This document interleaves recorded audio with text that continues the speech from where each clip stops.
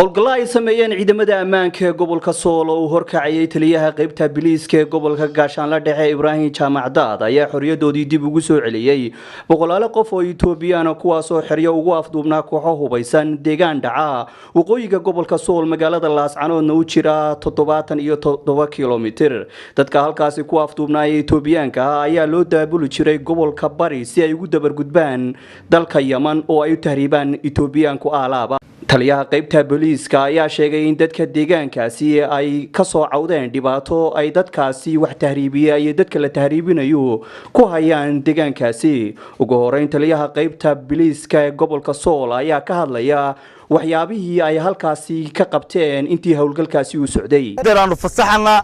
dadkana waxaan uga diganaa ama kuwa falkaas sameynaya ha aadeen ama kuwa soo dhaweynaya ha aadeen digniin adag waxaanu ka siinanaa inaanay dib ugu noqon gaadiidleyda ka ganacsanaysa ee shirsiga u soo doonanaysa iyo kuwa kale dhammaantood waxaan leenahay cidii dambe ee lagu helo waxa weeyaan sharciga ayaa la marin doona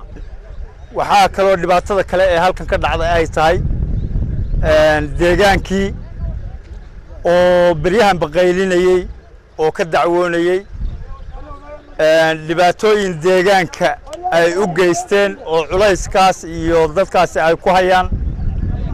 hadday tahay nadaafad darro dhinaca amniga daraagiska iyo waxyaabo kale oo ilaahay xaaraantinimeeyey oo halkan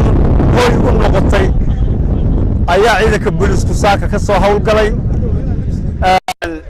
waxaanuna baabi'inay deegaanka waa ka baabi'inay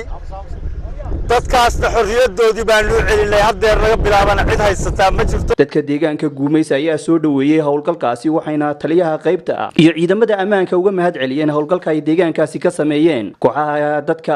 tahriibiye ee deegaanka Guumeys saldhig u ahaa ayaa carqalad ku hayay amniga deegaankaasi iyo fayadhowrka sida ay sheegayaan dadka deegaankaasi boqolaalo Itoobiyaan ayaa maalin walba laga tahriibin jiray deegaanka Guumeys waxaana deegaankaasi saldhig u ahaa kooxo gafayaala oo dadkaasi afduuba una tahriibiya gobolka Bari waxaanu halkan uga mahad celinaynaa qaybta biliiska ee gobolka Sool oo hormuud u yahay taliyaha qaybta gobolka Sool hawsha wanaagsan ee ay ka qabteen deegaanka Yagoori meesha la yiraahdo Guumeys oo ay si nimankan la yiraahdo Itoobiyaanka iyo Oromada iyo Amxaarada iyo waxa iyo meesha xarunta fisqiga ahayd oo ay ka shaqeyn jireen niman